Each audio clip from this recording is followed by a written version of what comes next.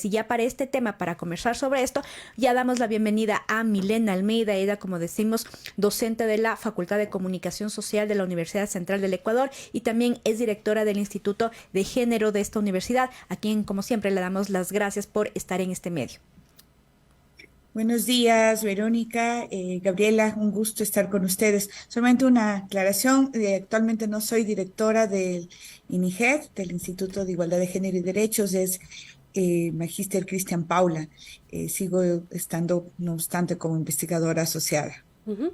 Justo desde su experiencia, Milena, preguntarle cuáles son los protocolos de actuación y prevención de la violencia contra las mujeres dentro de las universidades. Bueno, sería interesante sobre tu pregunta, Gabriela, hacer y remontarnos Ujú. sobre todo de cómo surgen los protocolos, ¿no? Esto surge basado sobre todo en una emergencia que se da especialmente en las universidades frente a los casos recurrentes de violencia de género y la falta de políticas internas que permitan sobre todo generar desde activaciones sociales, programas de prevención de violencia de género. Frente a estos casos recurrentes, eh, varias estudiantes y docentes nos articulamos para construir el protocolo de actuación. Esto es interesante señalarlo porque se convierte sobre una acción que se da en la Universidad Central, se irradia el resto de universidades y se comienza a hablar sobre todo la necesidad de construir rutas, activación, pero también políticas de prevención. De esta manera, si ustedes pueden hacer cuenta desde el año 2018, 2019, creería que gran cantidad de las CIES, si no digo la mayoría, tenemos construidos protocolos. Ahora, este proceso de activación también fue llevado a cabo por el CENESID y el CES, ¿no? Entonces, hay como algunos elementos importantes que señalar que se articulan. Pero ahora la pregunta es, ¿qué pasó con los protocolos? O sea, Claro. ¿qué pasó con ese esfuerzo y qué pasó con esas acciones que llevamos adelante en las universidades, ¿no?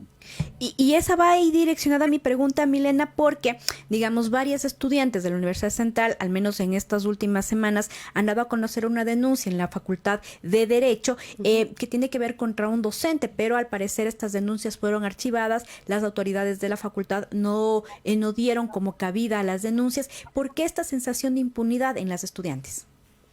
Mira, creo que es interesante observar algunos elementos que nosotros fuimos viendo necesarios articularlo cuando construimos el protocolo, ¿no? Por un lado, un plan de prevención de violencia de género. Decíamos, no sirve el protocolo si no hay un plan de prevención de violencia de género dedicados a estudiantes, concursos, etcétera. La segunda cosa que articulamos con las universidades fue conformamos la red interuniversitaria de investigación feminista sobre el acoso sexual. A partir de eso se hizo una encuesta que ya en este momento tiene más o menos como 21.000 personas, 21.000 estudiantes registrados en la encuesta de acoso. ¿Por qué les digo esto? Porque los datos son bastante relevantes y se acercan mucho a datos nacionales comparados sobre todo en los casos de violencia de género que levantó el INE. En este caso tenemos que 5 de cada 10 estudiantes sufren de acoso, ¿sí? Mujeres. Tenemos 6 de cada estudiante de diversidad sexogenérica han sufrido situaciones de acoso. Y de docentes tenemos 4 de cada docentes y 3 de cada administrativa. Entonces, si vemos nosotros son datos muy altos que tenemos en las universidades y sobre esto vuelvo a hacer la pregunta, ¿qué está pasando en la universidad? La universidad está pasando, y yo creo que es un reflejo de lo que está pasando en la sociedad, está cambiando yo diría en este momento, un tema de no resolución de los casos de acoso. Se ha banalizado el protocolo, es decir, en este momento todo termina siendo culpa del protocolo. Si te va bien, no te va bien, es culpa del protocolo. Eh, Lamentablemente escuché el día en una reunión que se llevó a cabo con el CENESID que ya están queriendo hacer cambios en el protocolo. El protocolo no es el problema. El problema, sobre todo, lo que está pasando son una institución, que es la universidad, donde no quiere resolver los conflictos. Ujú. En esa Y, se línea, está, y lo que en este momento nos encontramos son con nudos críticos nudos críticos de los cuales los casos de acoso se están enfrentando especialmente, nuevamente, a una jerarquía que tiene el docente, que lleva abogados, que se genera sobre todo el espíritu de cuerpo al interior, sobre todo dentro de la universidad, y que no llega con la rapidez, con la centralidad. La víctima, con los procesos que habíamos señalado, la necesidad de los protocolos, se están generando al interno nudos críticos. Entonces, esto ha llevado sobre todo a tres elementos que creo que son importantes señalar. Una sensación de las estudiantes de que en la universidad hay impunidad, es decir, ¿para qué voy a denunciar? Dos, que se les está revictimizando a los estudiantes y eso genera sobre todo algunos tipos de comportamientos. El más grave es el abandono de los estudios. Y el tercero es este elemento que les estoy diciendo. Es como no sabemos a quién culpar, entonces culpamos a que el protocolo está mal. Entonces cambiemos el protocolo, cambiemos los pasos, cambiemos una serie de elementos y que no está mirándose lo que pasa en la institucionalidad por dentro. En esa línea, Milena, ¿cuál es la responsabilidad que tienen las universidades como tal para actuar y prevenir la violencia contra las mujeres basada en género? La universidad y en este caso las IES, yo diría las IES, el CES, el CENESID, es necesario retomar sobre todo algunas de las acciones más importantes que se había señalado ya en el 2018 y que tiene que ver con la transformación de patrones socioculturales que se han endurecido, se han fortalecido frente al clima de impunidad, ¿no? No se da presupuesto a las universidades internamente no generan presupuestos para mejorar las condiciones, para generar cambios, para generar producción de conocimiento, para generar investigación. Les cuento, por ejemplo, un tema, ¿no? Nosotros hicimos una acción muy fuerte en el 2019 a través de un proceso que se llama el laberinto de Ariadna. El laberinto de Ariadna, debido a la pandemia, es una estructura grande. Estuvo dos años en bodega y se deterioró sobre todo parte de la estructura. Nos hemos pasado casi un año mirando fuentes de financiamiento para reactivar. Entonces, eso es un poco, solamente les pongo en este momento como uno de los elementos pequeñitos. No contamos con presupuesto, no se genera institucionalidad. El Instituto de Género ha ido generando procesos de investigación, etcétera, pero ya llevamos como 3 años en los cuales seguimos sin generar institucionalidad. No se institucionaliza, por ejemplo, en el ámbito universitario. Y lo más grave que estoy viendo en este momento, que tenemos el caso de acoso. Hace un momento yo les escuchaba el tema de violación en un caso en el ámbito de secundario, escolar.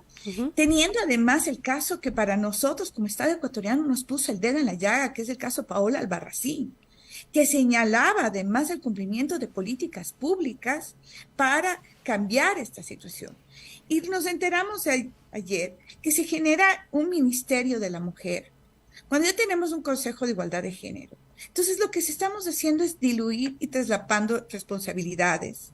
Generamos ministerios sin presupuestos, no generamos campañas y lo más grave que está pasando además es que ya los casos de denuncias que hemos logrado además por un proceso en la cual yo diría no hubiese sido posible sin la movilización de los estudiantes, llegamos fuera de la universidad y duerme el sueño de los justos. No pasa nada. No pasa nada con fiscalía, no pasa nada con el sistema de justicia.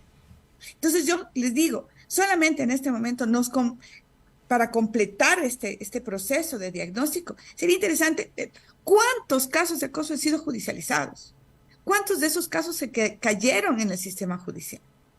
Entonces, estamos viviendo este clima que estamos pasando no solamente, les digo, en la universidad, sino que parecería que esto completa sobre todo este clima de impunidad. Es un ejercicio permanente de las estudiantes de salir a las calles, de gritar, de señalar que están viviendo casos de violencia de género. se han hecho activaciones, se hacen procesos y luego nos encontramos en el engorroso mundo del sistema judicial y lo que además, por ejemplo, tenemos uno de los casos más emblemáticos, que para nosotros es un caso doloroso como universidad, que es el caso Cristina Álvarez, que no fue, que en la fiscalía se lo llama desestimiento, ¿no? Que no había suficientes pruebas, que no fue llevado de la mejor manera. Entonces, la pregunta es, ¿qué pasa? O sea, tenemos que llevar a canales internacionales los casos para que al país se escuche y que de alguna manera contemple políticas públicas. Entonces, creo que en este momento siento sobre todo una desazón les digo, de pensar que estamos generando otras instituciones, estamos generando otros nombres, bautizándolos con otros nombres, pero no llegamos realmente a mirar el nudo conflictivo que está pasando en el país. Ahora, Milena, también parte de estos nudos que usted menciona tiene que ver con el poder y, digamos, los vínculos que ciertos docentes que han sido en este caso acusados de acoso, acusados de violencia en contra de las estudiantes, digamos, casi que limiten el accionar tanto de las estudiantes, pero también de otros docentes. Y es así que en la misma Universidad Central, en la Facultad de Comunicación, nos encontramos con docentes que intentan ser sancionados por acompañar ciertas acciones de las estudiantes. ¿Cómo mirar también, digamos, estas relaciones, si se quiere, de poder que de alguna manera buscan interferir, o digámoslo así, tema de sanciones o de resoluciones? Verónica, es bastante complicado hablar desde mi postura de docente, ¿no? O sea, lo que hemos sentido muchas docentes es que el momento que hemos tratado de poner denuncias, que hemos luchado con el tema de protocolo, estamos siendo vulnerados, ¿no? Entonces, me conflictúa mucho responderte, porque me siento en este momento que ya lo pasé hace 4 años, en un caso en el cual se hizo una campaña muy fuerte sobre el tema de acoso en las aulas. Casi llegamos a ser sancionadas los docentes. En este momento está pasando lo mismo, ¿no? Entonces, miras cómo la relación jerárquica de poder se ha fortalecido. O sea, lo que genera la impunidad en el caso universitario es que generas estas relaciones de poder que se fortalecen y ponen además, sobre todo en ciertos rostros, en ciertas caras, que sabes que nunca va a pasar nada. O sea, ahí en este momento te digo, es la sensación que siento, ¿no? No obstante, creo que tenemos un papel muy importante, ¿no? De seguir, la universidad se ha dado procesos muy, muy, muy valiosos, ¿no? El mismo hecho de que existe el Instituto de Género, que hemos trabajado sobre campañas, la activación estudiantil. Veo con mucho optimismo, por ejemplo, en el tema de estudiantes, la conformación de la coalición de estudiantes universitarias, ¿no? Que ha tenido un proceso de lucha permanente y que siguen trabajando. Creo que esto que está pasando, este clima que está pasando en el país entero frente a las condiciones de reforzamiento, sobre todo de las condiciones de jerarquía patriarcal, genera cierta sensación de vulnerabilidad, pero creo que esto además nos permite respirar, tomar fuerza y mejorar las estrategias, ¿no? Milena, ya casi para finalizar también preguntarle cuáles son justamente desde su experiencia en INIGED y en los estudios que se han hecho en esta organización, cuáles son las consecuencias de la violencia que se ejerce justamente en el ámbito universitario para la vida de las mujeres. Les voy a leer algunas, ¿no? Que tengo justo aquí en el estudio que me parece bastante interesante entre las conclusiones, ¿no? Sí, adelante, le escuchamos. Nosotros vemos, por ejemplo, algunos temas desde los ámbitos psicológicos, como la sensación de deserción, ¿sí? La condición sobre todo de abandono de la universidad. Interfiere sobre todo las condiciones del entorno, sienten que viven en un espacio hostil u ofensivo. Hay, por ejemplo, elementos en los cuales se observa, por ejemplo, que la víctima prefiere, por ejemplo, no denunciar, ya que ha sido intimidada, amenazada por alguien de la comunidad universitaria. Hay, por ejemplo, otros elementos que es interesante señalar, como enfermedades, desánimo, atrasos permanentes, especialmente llegan atrasadas a clases, errores en las tareas, bajo rendimiento, ¿no? Eh, Solamente para mirar sobre todos estos elementos, y estos sí los escuchan especialmente las personas encargadas de política pública, que esto también se lo había señalado el día lunes en una reunión de CNESID, consideran que uno de los elementos podría ser que el estudiante se cambie de carrera, ¿no? No es la estudiante la que debe cambiarse de carrera, ¿no? A la estudiante que ha vivido una situación de acoso sexual se debe darle las garantías para que termine sus estudios, darles las garantías de protección, ¿sí? Y sobre todo que vuelva nuevamente a restaurar sobre todo el orden que en algún momento fue dañado, que fue además agredido, ¿no? Entonces, creo que esto es uno de los elementos importantes señalar. A la persona que vivió, sobre todo condiciones de acoso, tiene que restaurarse, tiene que recuperarse, tiene que el sistema devolverle nuevamente su estabilidad. Milena, agradecerte por esta entrevista y bueno, también solidarizarnos con las estudiantes mujeres que han sido agredidas en los espacios, en los ámbitos universitarios. Y bueno, quedamos acá, como siempre, para seguir visibilizando estos temas en este medio. Muchísimas gracias, Milena. Un gusto, Verónica, un gusto, Gabriela, que estén muy bien.